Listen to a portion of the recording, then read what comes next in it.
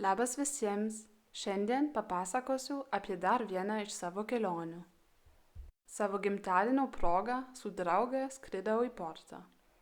Kovo 1 išskridome iš Liuksemburgo į Portą. Kadangi jau buvo vėlu, kai atskridome, iš karto nuvykome į Airbnb.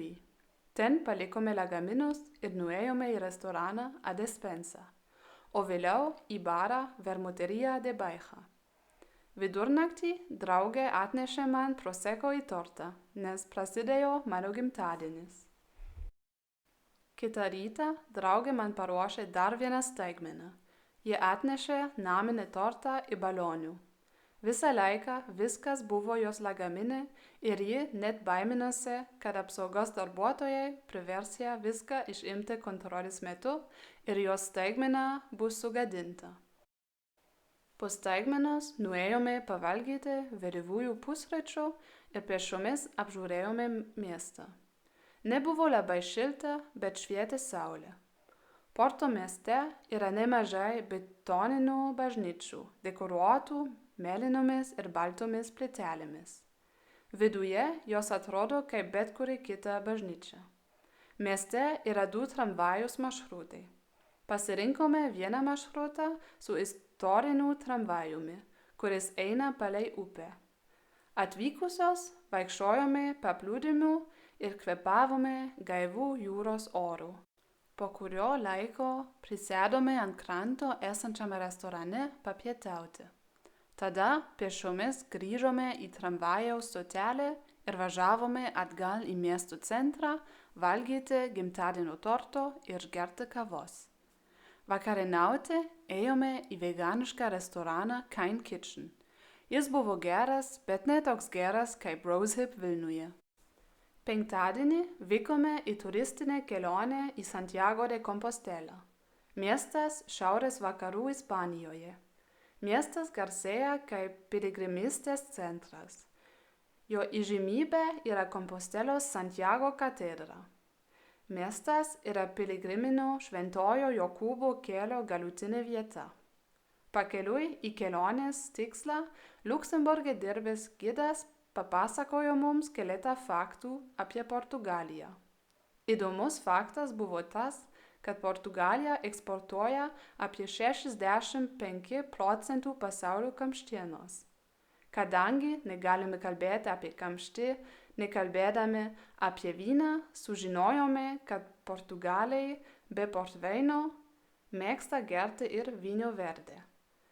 Vyno verde įgauna citrusinių, vaisių ir žaliųjų obuolių skonį, prie kurio prisijungia ledinukų, kivių, pasiflorų, ananasų ir mineralų poskoniai. Taip pat sužinojau, kad Portugalijoje, kaip ir Prancūzijoje, automobiliams taikomi kelių mokesčiai. Pasivaikščiojusios po Santiago de Compostela kartu su ekskursijos grupe valgėme tapas vietiniame restorane. Pakeliui atgal į Portą užsukome į miestą Valença Dominio. Ten galime apžiūrėti platų fortų kompleksą, žavų istorinį centrą ir pereiti per upę į Ispaniją. Šeštadienį vykome į kitą turistinę kelionę į Aroką. Ten yra kabantis pėsčiųjų tiltas. Radau straipsnį, kuriame teigiama, kad tai ilgiausias bezdonių tiltas pasaulyje. Ilgesnis negu Čarleso Quaneno tilto Šveicarijos Alpėse. Bet nuo 2022 metų ilgiausias kabantis tiltas pasaulyje yra Čekijoje. Portugalijos bezdonių tilto statyba kainavo 2,3 milijonų eurų. Per Arokos tiltą galima pasivaikščioti 0,5 kilometro ilgio metaliniu taku.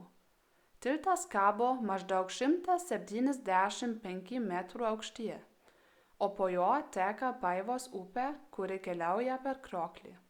Po to, kai perėjome tiltą, leidomės į žygį mediniais takais, kurie prasideda netoli kabančio tilto.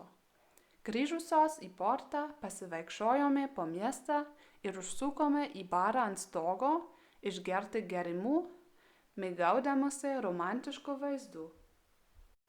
Sekmadienį nuvykome į knygyną Lelo. gražiausias pasaulio knygynas.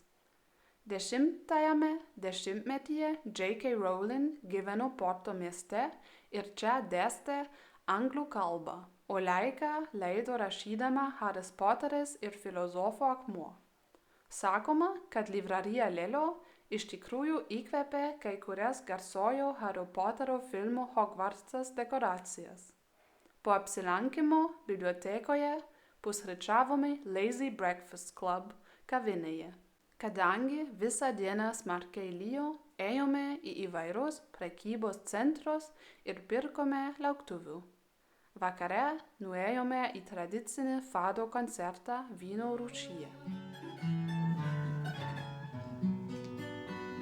Novos os roxinóis a cantarem como heróis a história da nossa vida. Kitą rytą, po greitų pusryčių, mūsų patikimoje kepyklėlėje Dolce Guesta išskridome atgal į Liuksemburgą. Tikiuosi, kad mano kelionė jums buvo įdomu ir ačiū, kad žiūrėjote. Iki kito karto.